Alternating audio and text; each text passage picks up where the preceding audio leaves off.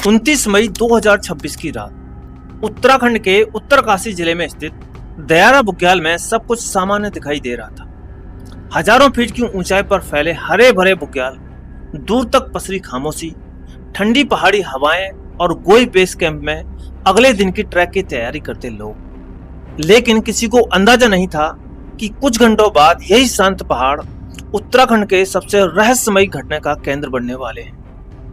उस रात कैंप में मौजूद एक 24 वर्षीय युवती अचानक गायब हो जाती है।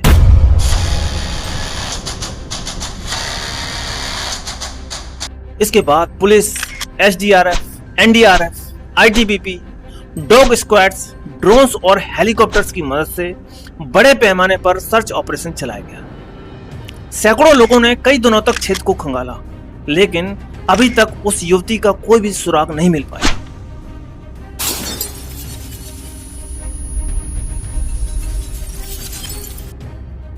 और फिर इस कहानी ने ऐसा मोड़ लिया जिसने पूरे मामले को और रहस्यमय बना दिया।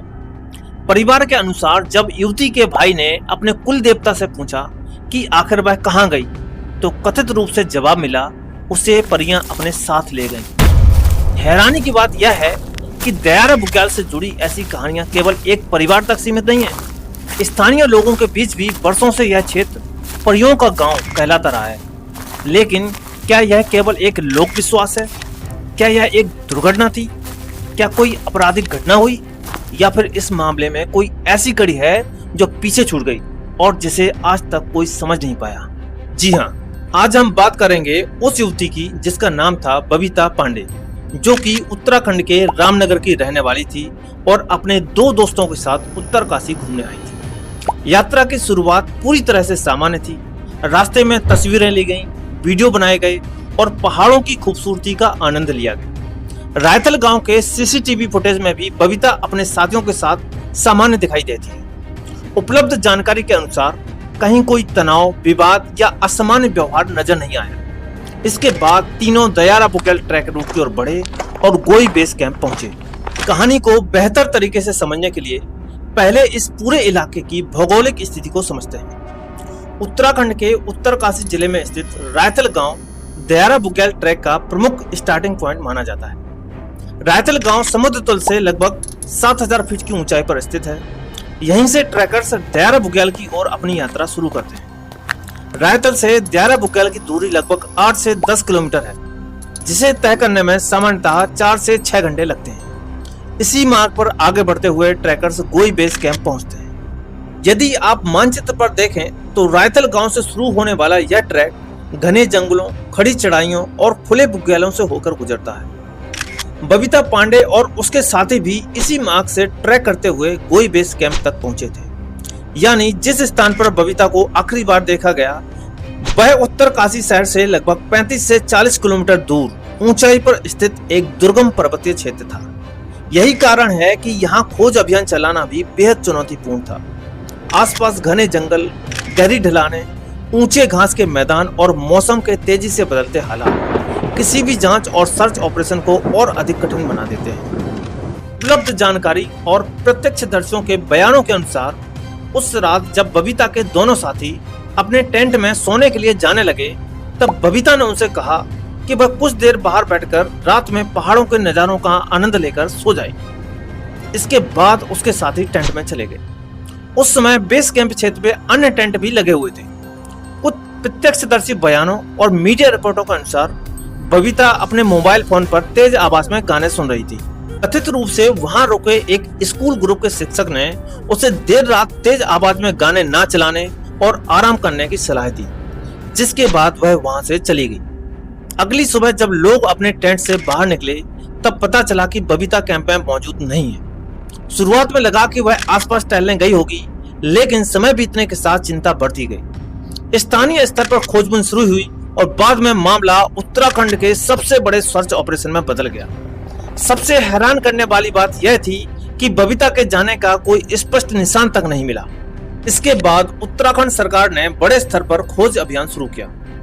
SDRF, NDRF, ITBP, forest teams, स्थानीय गाइड, पर्वतारोहण विशेषज्ञ और एनआईएम से जुड़े लोग भी अभियान में शामिल हुए। ड्रोन्स को आसमान में भेजा गया, हेलीकॉप्टर्स द्वारा दुर्गम क्षेत्रों का हवाई सर्वे किया गया और डॉग स्क्वाड्स की मदद ली गई। झीलों, जल स्रोतों, जंगलों और खाइयों तक की जांच की गई। लेकिन हर बीतते दिन के साथ रहस्य और गहराता गया, क्योंकि इतनी विशाल खोज के बाद भी बबीता का कोई ऐसा सुराग नहीं मिला जो जांच को किसी निश्चित दिशा में आगे बढ़ा सके। यदि यह केवल रास्ता भटकने का मामला था तो किसी दिशा में उसके जाने के संकेत मिलने चाहिए थे। यदि दुर्घटना हुई होती तो खोज टीमों को कुछ न कुछ प्रमाण मिलने की संभावना थी, लेकिन उपलब्ध जानकारी के अनुसार न उसका कोई सामान मिला और न ही ऐसा कोई स्पष्ट संकेत जो घटनाओं के क्रम को समझा सके। यही वह बिंदु था जहां जांच एक साधारण गुमशुदगी से आगे बढ़कर कई संभावित सवालों और परिकल्पनाओं की ओर मुड़ गई। हर नई जानकारी के साथ रहस्य और जटिल होता चला गया। मामले का एक और महत्वपूर्ण पहलू बबीता का आईफोन है। बताया जाता है कि उसे फोटोग्राफी का काफी शौक था और ट्रैक के दौरान भी वह लगातार तस्वीरें ले रही थी। उसके दोस्तों ने जांचकर्ताओं को बताया कि ट्रैक पर निकलने से पहले उसका फोन पूरी तरह से चार्ज था। यदि यह जानकारी सही है तो फोन जांच की सबसे महत्वपूर्ण कड़ियों में से एक बन जाता है, क्योंकि आज तक वह आईफोन बरामद नहीं हुआ। विभिन्न रिपोर्टों के अनुसार फोन से जुड़ी तकनीकी जानकारी और संभावित आखिरी लोकेशन की जांच की जा रही है, लेकिन अभी तक कोई आधिकारिक रिपोर्ट सार्वजनिक नहीं हुई। जांच के दौरान ट्रैक परमिट और दस्तावेजों को लेकर भी सवाल उठे। अधिकारियों ने इस दिशा में भी जांच शुरू की और पूरी टाइमलाइन को दोबारा तैयार किया गया। बबीता के साथ मौजूद लोगों से भी पूछताछ हुई, उपलब्ध सूचनाओं को जोड़ा गया और हर छोटी बड़ी जानकारी को समझने की कोशिश की गई। परिवार लगातार किसी जवाब की प्रतीक्षा कर रहा है, जबकि जांच एजेंसियां हर संभावित एंगल पर काम कर रही हैं। लेकिन तमाम प्रयासों के बावजूद घटनाओं की वह कड़ी अब भी स्पष्ट नहीं हो सकी जो बबीता के अंतिम क्षणों को पूरी तरह समझा सके। दयारा बुग्याल में बबीता के लापता होने के बाद क्षेत्र से जुड़ी पुरानी लोक कथाओं की चर्चा एक बार फिर से तेज हो गई। स्थानीय लोगों के बीच लंबे समय से यह मान्यता रही है कि यह इलाका परियों का गांव है। दिलचस्प बात यह है कि इन मान्यताओं की जड़ें टेरी गढ़वाल के लगभग 10,000 फीट ऊंचे खेंड पर्वत से भी जुड़ी मानी जाती है, जिसे लोक कथाओं में परियों का देश कहा जाता है। यहाँ तक कि खुद उत्तराखंड सरकार ने इसे परियों का देश घोषित किया है। आखिर सरकार द्वारा लगाया गया यह बोर्ड तो यही साबित करता है। कई ग्रामीण आज भी इस क्षेत्र को रहस्यमयी शक्तियों और लोक देवताओं से जुड़ा हुआ मानते हैं। हालांकि इन मान्यताओं का कोई वैज्ञानिक प्रमाण उपलब्ध नहीं है और जांच एजेंसियां इन्हें अपनी जांच का आधार नहीं मानती। फिर भी बबीता के मामले के बाद इन लोक कथाओं ने लोगों का ध्यान अपनी ओर आकर्षित किया है। स्थानीय लोक कथाओं में एक राजा और उनकी 9 बेटियों की कहानी भी सुनाई जाती है। कहा जाता है कि वे इन पहाड़ियों की ओर गईं और फिर कभी वापस नहीं लौटी। कुछ अन्य कथाओं में ऐसे लोगों और पशुओं का जिक्र मिलता है जिनके बारे में दावा किया जाता है कि वे ऊपरी बुग्यालों की ओर गए और फिर उनका कोई पता नहीं चला। इन कहानियों का कोई प्रमाणिक ऐतिहासिक आधार उपलब्ध नहीं है, लेकिन यह जरूर दिखाता है कि दयारा बुग्याल केवल प्राकृतिक सुंदरता के लिए ही नहीं बल्कि अपने रहस्य और लोक विश्वासों के लिए भी लंबे समय से जाना जाता रहा है। दूसरी ओर जांच एजेंसियों के सामने केवल एक सत्य था। बबीता पांडे गोई बेस कैंप तक पहुंची थी और उसे आखिरी बार वहीं देखा गया था। उसके बाद उसके साथ क्या हुआ यह आज भी एक रहस्य बना हुआ है। यदि यह दुर्घटना थी तो उसके प्रमाण कहाँ हैं? यदि कोई आपराधिक घटना हुई तो उसके संकेत क्यों नहीं मिले? 29 मई 2026 की उस रात क्या हुआ था? इसका जवाब अब भी किसी के पास नहीं है।